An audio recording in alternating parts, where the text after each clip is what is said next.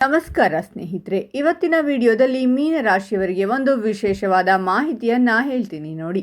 ಅದೇನಪ್ಪ ಅಂದರೆ, ನಿಮಗೆ ಜೀವನದಲ್ಲಿ ನಿಜವಾದ ಶತ್ರುಗಳು ಯಾರು, ಯಾವ ರಾಶಿಯವರು ಶತ್ರುಗಳಾಗ್ತಾರೆ, ಕಷ್ಟ ನಷ್ಟಗಳೇನು, ಅದರಲ್ಲೂ ಬಹಳ ಮುಖ್ಯವಾಗಿ ನಿಮ್ಮ ಹಿತ ಶತ್ರುಗಳು ಯಾರು, ಅವರಿಂದ ನಿಮಗೆ ಬರುವಂತಹ ಸಮಸ್ಯೆಗಳೇನು, ನಿಮಗೆ ಹೇಗೆ ಶತ್ರುಗಳು ನಿರ್ಮಾಣವಾಗ್ತಾರೆ ಮತ್ತು ಮೀನ ರಾಶಿಯವರ ಕಷ್ಟಗಳಿಗೆ ಪರಿಹಾರಗಳೇನು ಅಂತ ಈ ವಿಡಿಯೋದಲ್ಲಿ ಸಂಪೂರ್ಣವಾಗಿ ತಿಳಿಸಿಕೊಡ್ತೀನಿ. ಸ್ಕಿಪ್ ಮಾಡದೆ ಕೊನೆಯವರೆಗೂ ನೋಡಿ. ಅದಕ್ಕೂ ಮುನ್ನ ನೀವು ಮೀನರಾಶಿಯವರಾಗಿದ್ದರೆ ವಿಡಿಯೋಗೆ ಲೈಕ್ ಮಾಡಿ. ಹಾಗೆ ನೀವೇನು ನಮ್ಮ ಜ್ಯೋತಿಷ್ಯ ದರ್ಶನ ಚಾನಲ್ಗೆ ಸಬ್ಸ್ಕ್ರೈಬ್ ಆಗಿಲ್ಲ ಅಂದರೆ ಈಗಲೇ ಸಬ್ಸ್ಕ್ರೈಬ್ ಮಾಡಿ. ಹಾಗೆ ಪಕ್ಕದಲ್ಲಿ ಬರೋ ಬೆಲ್ ಐಕಾನನ್ನು ಕ್ಲಿಕ್ ಮಾಡಿ. ನಿಮ್ಮ ಸಮಸ್ಯೆಗಳಾದಂತಹ ಸತಿಪತಿ ಕಲಹ, ಪ್ರೀತಿಯಲ್ಲಿ ಮೋಸ, ಭೂಮಿ ವಿಚಾರ, ಕೋರ್ಟ್ ಕೇಸ್, ವ್ಯಾಪಾರ, ಹಣಕಾಸಿನ ತೊಂದರೆ, ಸಾಲಬಾಧೆ, ಸ್ತ್ರೀಯರು, ಗುಪ್ತ ಸಮಸ್ಯೆ, ಹೀಗೆ ಹಲವಾರು ಸಮಸ್ಯೆಗಳಿಗೆ ಶಾಶ್ವತ ಪರಿಹಾರ ಮಾಡಿಕೊಡುತ್ತಾರೆ. ಡಿಸ್ಪ್ಲೇ ಮೇಲೆ ಕಾಣುವ ಗುರುಜಿ ನಂಬರ್ಗೆ ಒಮ್ಮೆ ಕರೆ ಮಾಡಿ. ಕೆಲವು ರಾಶಿಚಕ್ರದ ಜನರು ನಕ್ಷತ್ರಗಳು ಹಾಗೂ ಗ್ರಹಗಳ ಪ್ರಭಾವದಿಂದ ಶತ್ರುಗಳಾಗಿ ಬದಲಾಗ್ತಾರೆ. ಕೆಲವೊಮ್ಮೆ ಅವರು ಬಹಳ ಆತ್ಮೀಯ ಸ್ನೇಹಿತರು ಅಥವಾ ಬಂಧುಗಳಾಗಿ ಪರಿಚಿತರಾಗಿದ್ದರೂ ನಂತರ ಶತ್ರುಗಳಾಗುವ ಸಾಧ್ಯತೆಗಳು ಹೆಚ್ಚಾಗಿರುತ್ತವೆ ಎಂದು ಹೇಳಲಾಗುವುದು. ಕೆಲವರು ಎಷ್ಟೇ ಪ್ರಯತ್ನಿಸಿದರೂ ನಮ್ಮೊಂದಿಗೆ ಸ್ನೇಹಿತರಾಗಲು ಅಥವಾ ಆತ್ಮೀಯರಾಗಲು ಸಾಧ್ಯವಿಲ್ಲ. ಯಾಕೆ ಅನ್ನೋದಾದರೆ, ನಮ್ಮ ರಾಶಿ ಹಾಗೂ ಅದರ ಅಧಿಪತಿಗಳ ಪ್ರಭಾವ ನಮ್ಮ ಮೇಲಿರುತ್ತೆ. ನಿಮ್ಮ ರಾಶಿಚಕ್ರ ಚಿಹ್ನೆಯೊಂದಿಗೆ ಯಾರು ಹೊಂದಾಣಿಕೆಯಾಗಬಹುದು ಮತ್ತು ಹೊಂದಾಣಿಕೆಯಾಗುವುದಿಲ್ಲ ಎಂಬುದನ್ನು ತಿಳಿಸಿಕೊಡ್ತೀನಿ. ಬಹಳ ವಿಶೇಷವಾಗಿ ಮೀನ ರಾಶಿ ಗುರುವಿನ ತತ್ವ ಇರುವಂತಹ ರಾಶಿ. ಅಂದರೆ ಕಾಲಪುರುಷ ಕುಂಡಲಿಯನ್ನು ನೋಡಿದಾಗ 12ರ ಸ್ಥಾನ ಅಂದರೆ ತ್ಯಾಗ ಸ್ಥಾನ. ಈ ತ್ಯಾಗ ಸ್ಥಾನದ ಮನೆಯೇ ಮೀನ ರಾಶಿಯ ತತ್ವ. ಮೀನ ರಾಶಿಯವರು ಬಹಳ ವಿಶೇಷವಾಗಿ ಎಚ್ಚರಿಕೆಯಿಂದ, ಸೌಮ್ಯತೆಯಿಂದ ಕೂಡಿರುವಂತಹದ್ದನ್ನು ನಾವು ನೋಡಿರ್ತೀವಿ. ಹಾಗೆ ಕೋಪ ತಾಪಗಳಿದ್ದರೂ ಸಹಿತವಾಗಿ ಅಷ್ಟೇ ಬೇಗ ಕೂಲಾಗಿ ಬಿಡ್ತಾರೆ. ಜಲತತ್ವ ರಾಶಿಯವರು ಮೀನ ರಾಶಿಯವರಾಗಿರುತ್ತಾರೆ.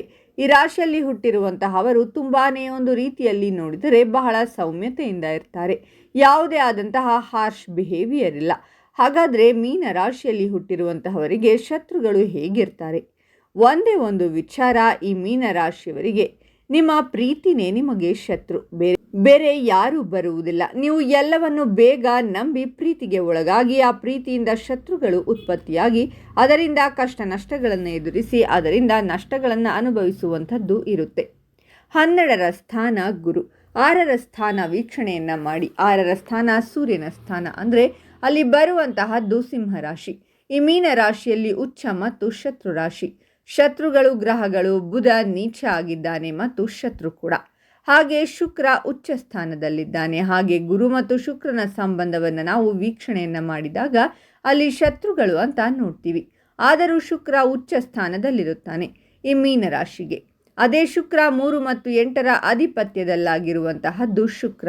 ಮೀನ ರಾಶಿಯಲ್ಲಿರುವವರಿಗೆ ಅಜಾತ ಶತ್ರುಗಳು ಅಂತ ಕೂಡ ಕರೀತಾರೆ. ಅಂದರೆ ಇವರು ತುಂಬ ಆಸೆ ಆಮಿಷಗಳಿಗೆ ಒಳಗಾಗಿ ಪ್ರೀತಿಗೆ ಒಳಗಾಗುವುದು ಈ ರಾಶಿಯವರ ತತ್ವ.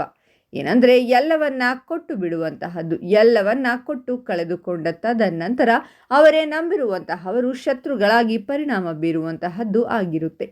ಇಲ್ಲೂ ಕೂಡ ಮೀನ ರಾಶಿಯವರು ಒಂದಷ್ಟು ಬುದ್ಧಿವಂತರಾಗಿರುವಂತಹದ್ದು ಬಹಳ ಮುಖ್ಯ. ಬುಧ ನೀಚ ಸ್ಥಾನದಲ್ಲಿರುತ್ತಾನೆ. ಅದೇ ಅಷ್ಟಮ ಸ್ಥಾನ ಯಾರಿದ್ದಾರೆ ಅಂದರೆ ಶುಕ್ರ ಅಷ್ಟಮ ಸ್ಥಾನದ ಅಧಿಪತಿಯೂ ಕೂಡ. ಅಲ್ಲಿ ಶುಕ್ರ ಉಚ್ಚ ಸ್ಥಾನದಲ್ಲಿದ್ದರೂ ಅಷ್ಟಮಾಧಿಪತಿ ಆಗಿರುತ್ತಾನೆ. ಪಂಚಮಾಧಿಪತಿಯಾಗಿರುವಂತಹದ್ದು ಯಾರು ಅಂದರೆ ಕಾಲಪುರುಷ ಕುಂಡಲಿಯನ್ನು ನೋಡಿದಾಗ ಸೂರ್ಯನ ತತ್ವ ಪಂಚಮಾಧಿಪತಿ. ನೀವು ಯಾವಾಗ ಪ್ರೀತಿಯನ್ನು ಹಂಚಿಕೊಳ್ಳುವುದಕ್ಕೆ ಶುರು ಮಾಡುತ್ತೀರೋ ಶುಕ್ರನ ಅಡೆತಡೆ ಇಲ್ಲದೇನೆ, ನೀವು ನ್ಯಾಯಯುತವಾಗಿ ಯೋಚನೆಗಳನ್ನು ಮಾಡದೇನೆ, ಹಿಂದೆ ಮುಂದೆ ಯೋಚನೆ ಮಾಡದೇನೆ ಈ ರೀತಿ ಕೊಡುಗೆಗಳನ್ನು ಕೊಡ್ತೀರೋ ಅವರು ನಿಮಗೆ ಶತ್ರುಗಳಾಗಿ ಪರಿಣಾಮವಾಗ್ತಾರೆ.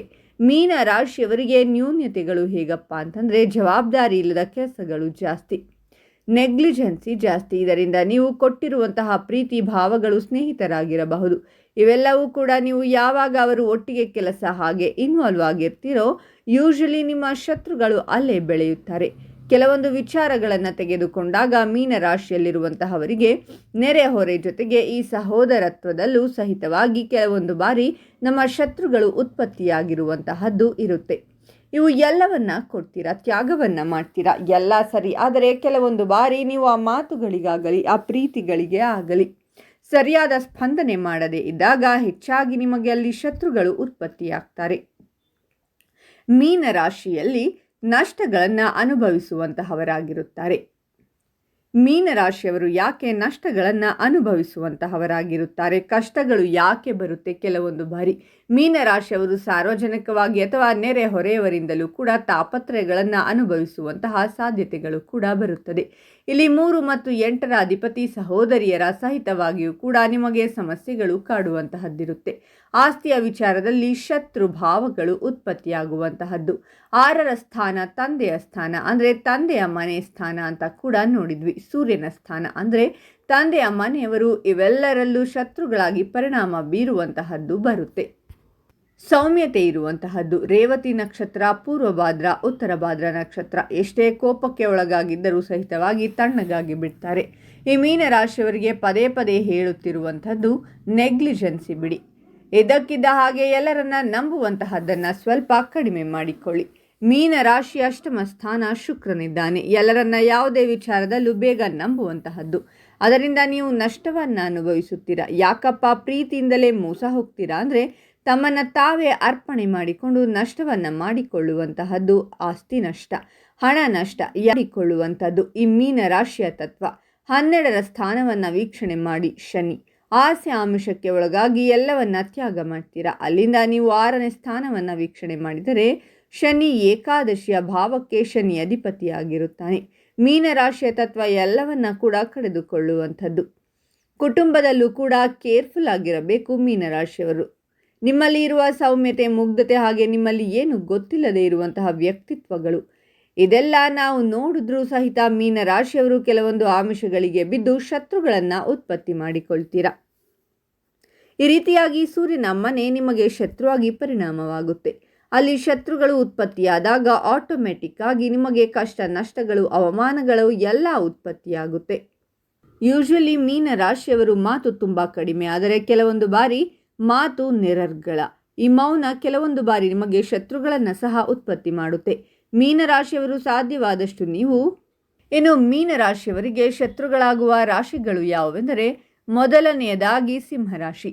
ಸಿಂಹ ಮತ್ತು ಮೀನರಾಶಿಯವರು ಒಬ್ಬರಿಗೊಬ್ಬರು ಹೊಂದಾಣಿಕೆಯಾಗುವುದಿಲ್ಲ. ಸಿಂಹರಾಶಿಯ ಹೊರ ಹೋಗುವ ವ್ಯಕ್ತಿತ್ವ, ತಮ್ಮ ಬಗ್ಗೆ ತುಂಬ ಹೆಮ್ಮೆ ಪಡುತ್ತಾರೆ ಮತ್ತು ಭಾವನೆಗಳನ್ನು ಹಿಡಿದಿಟ್ಟುಕೊಳ್ಳುತ್ತಾರೆ. ಆದರೆ ಮೀನರಾಶಿಯು ಚಿಪ್ಪಿನಲ್ಲಿ ಅಡಗಿಕೊಳ್ಳಲು ಪ್ರಯತ್ನಿಸಿದಾಗ ಸಿಂಹ ಸಿಟ್ಟಾಗುತ್ತದೆ. ಮೀನರಾಶಿಯವರು ಸ್ವಯಂ ಕೇಂದ್ರಿತ ಮನೋಭಾವದಿಂದ ಬೇಸರಗೊಳ್ಳುತ್ತಾರೆ. ಸಿಂಹ ರಾಶಿಯಲ್ಲಿನ ಅಹಂಕಾರವು ಮೀನರಾಶಿಯವರಿಗೆ ತೊಂದರೆ ನೀಡುತ್ತದೆ. ಆದ್ದರಿಂದ ಅಂತಹ ಸ್ನೇಹವನ್ನು ಬಿಡುವುದು ಉತ್ತಮ. ಅಲ್ಲದೆ ಸಿಂಹರಾಶಿಯವರು ಮೀನರಾಶಿಯವರ ಭಾವನೆಗಳನ್ನು ನಿಭಾಯಿಸಲು ಸಾಧ್ಯವಿಲ್ಲ. ಅವರನ್ನು ನಿರ್ವಹಿಸಲು ಸೂಕ್ಷ್ಮತೆ ಬೇಕಾಗುತ್ತದೆ. ಎರಡನೆಯದಾಗಿ ಧನಸ್ಸು ರಾಶಿ. ಧನುರಾಶಿ ವ್ಯಕ್ತಿಗಳು ತುಂಬ ಸ್ವತಂತ್ರರು ಮತ್ತು ಮೊಂಡಾದವರು. ಮೀನರಾಶಿಯವರು ತುಂಬ ಭಾವುಕರಾಗಿದ್ದಾರೆ. ಎರಡನೆಯದು, ಮೀನರಾಶಿಯವರನ್ನು ಕಿರಿಕಿರಿಗೊಳಿಸುವ ಮೂಲಕ ಕ್ರೂರವಾಗಿ ಕಾಣಬಹುದು. ಮೀನರಾಶಿಯವರು ವಿಶ್ರಾಂತಿ ಪಡೆಯುತ್ತಾರೆ ಮತ್ತು ಧನಸ್ಸು ರಾಶಿಯವರು ಉತ್ಸಾಹದಿಂದ ತುಂಬಿರುತ್ತಾರೆ. ಮೀನರಾಶಿಯಲ್ಲಿ ಉತ್ಸಾಹದ ಕೊರತೆ ಇದೆ. ಇದು ಧನಸ್ಸು ರಾಶಿಯವರಿಗೆ ಇಷ್ಟವಾಗದೇ ಇರಬಹುದು.